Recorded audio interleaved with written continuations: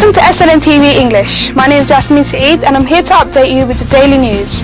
These are the stories making headlines. Ministry of Foreign Affairs responds to allegation from Oud presidential candidate. Graduation and sports events take place in the Seoul region.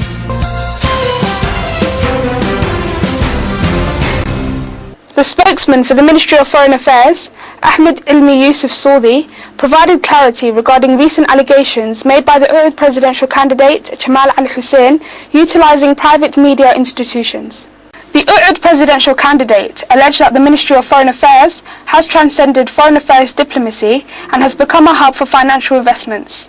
This allegation was sternly rejected by the spokesman for the Ministry of Foreign Affairs, Ahmed Ilmi Yusuf Saudi. He said, waxaan filayaa in isagoo nin dhaqaanyahana oo baankar ahaan jiray inuu garan karo dhaqaalaha wadanadu inay yihiin muhiimada ugu weyn. As a former banker, I believe that Jamal Ali Hussein understands the important role the ministry plays regarding employment creation for our university graduates, and that he knows that diplomacy and economics intertwine. It's an absolute necessity to solve the economic issues of our country, and this part of the solution to our problems across the nation.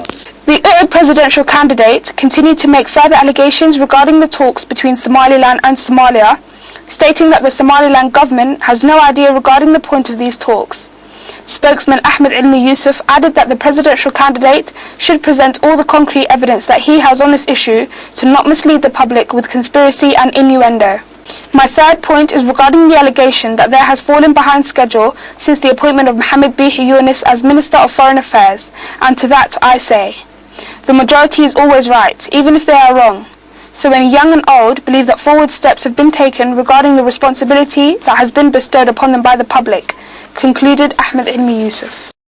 The Seoul region held a graduation event for 100 new graduates who finished their educative process through a UNDP-funded project. Alongside these festivities, a local football tournament to counter illegal migration was held in the Seoul region capital Las Anod. The competition was held at the Ismail Mirror football ground. This event was organised by the Regional Coordination Office of the Ministry of Youth, Sports and Tourism. The attendees included the Regional Sports Coordinator, Chamak Khalif, among other officials. Regional Coordinator, Chamak Khalif, added, the Ismail Mirror ground will see a tournament between the best teams of the region and is designed to promote awareness regarding illegal migration. Abdurrashid Hirsi Dalmal, the Vice Governor of the Seoul region, was also in attendance for this event, and he stated his joy at witnessing so many people interested in sports, promotion of peace and spectators of sporting events in the region. You're still tuned into the English News Programme on SLN TV, the only Somali-speaking channel with an English news programme. Now for our international headlines in detail.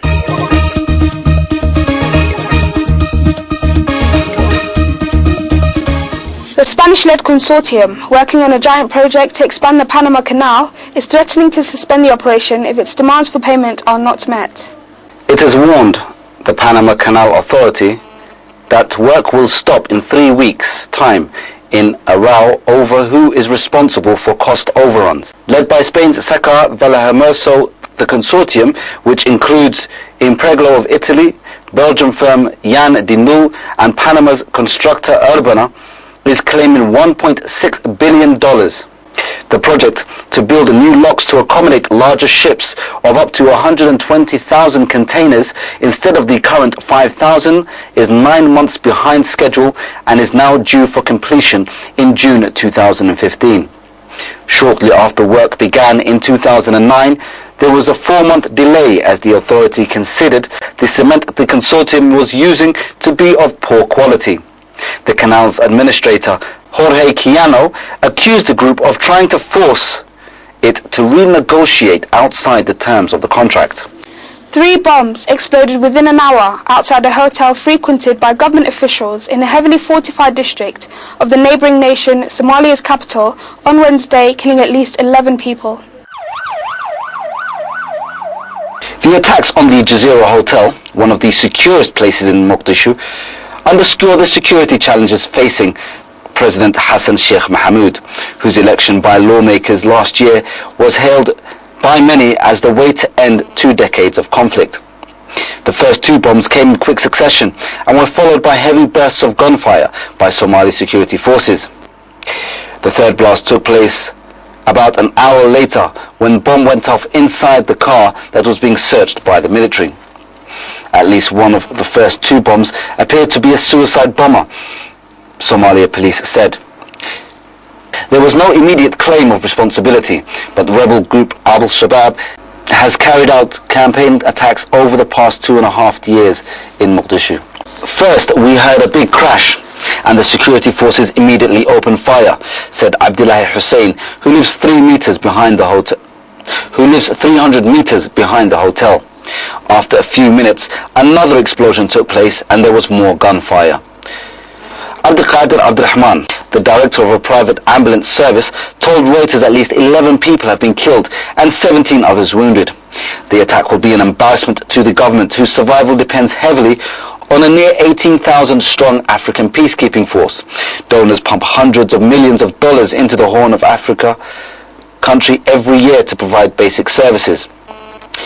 This year, 2014, is going to be the strengthening of Somali forces and the elimination of extremists, said the newly appointed Somalia Prime Minister Abdiweli Sheikh Ahmed in a statement on Wednesday. African forces helped drive Al-Shabaab out of the Somalia capital in 2011, as well as other major urban centers. But militants still hold sway over swaths of rural areas. Suicide bomb attacks on Jazeera Hotel in September last year, as Mahmoud was giving a news conference just 2 days into his post as President of Somalia. He and visiting Kenyan Foreign Minister were unhurt in that assault. An attack on the Kenyan shopping mall in September that killed dozens of people highlighted the militants' ability to strike beyond Somalia's borders. The hospital, treating former Israeli Prime Minister Ariel Sharon, says several of its vital organs are no longer working properly, not just his kidneys as had been reported. Doctors at Tel Hashmona Hospital in Tel Aviv say the condition of the 85-year-old, who has been in a coma since 2006, is now critical and his life is in danger. Mr. Ariel Sharon, who is hospitalized in our hospital for the last 7 years, showed some sign of deterioration during the following 2 days, with some critical misfunction and malfunction of some of his organs, including his kidneys. And some danger is expected for his life, said Ziv Rostin, director of the hospital. In late 2005, Ariel Sharon was treated for a mild stroke. Weeks later, he suffered a second major stroke and since remained in a persistent vegetative state. Reports from Israel say doctors are adopting a passive stance over his condition and believe if it continues to deteriorate, he only has days to live. Members of his family are at his bedside. Considered by many Israelis to be a war hero, Sharon led the 1982 invasion of Lebanon as a defense minister. An inquiry later found him personally responsible for failing to prevent the massacre of Palestinians by Christian militia allied to Israel. He became prime minister almost 2 decades later, promoting Jewish settlements. He caused surprise by ordering the withdrawal of Israeli troops and settlers from Gaza. As the violence escalates in South Sudan, international pressure is growing on government and rebel delegations to begin talks in Ethiopia. Both parties have agreed to a ceasefire in principle, but not when the fighting will stop. In the meantime, President Salva Kiir has declared a state of emergency in 2 parts of the country, Jonglei and the Unity State, where rebels have taken control. Additional UN peacekeeping troops have arrived as the dispute, which began as a power struggle between the president and his sacked deputy Riek Machar, takes on overtones of a tribal conflict. Since the fighting erupted last month, at least 1,000 people have died. More than 200,000 have fled their homes, seeking refuge in UN camps outside the capital, Juba. One woman caught up in the conflict is Kim Campbell, as well as her husband and 2 daughters. They had been running an orphanage for 2 years, but the fighting had forced them to seek safety, along with 10 of their young charges. We tried to leave the compound once, and then, whether they were firing to scare us or they were firing at us, they were firing at other soldiers. Their gunfire was going off and we headed in their direction. Missiles flew over our head and we ran back to the compound. It took 2 attempts to get to the UN base, she said. The United Nations has called for an end to the bloodletting and for Africa's youngest nation to pull back from the brink of all-out civil war. It has also accused both sides of committing atrocities and war crimes. That's all the news we have for you today. Thank you for watching, and until next time, goodbye.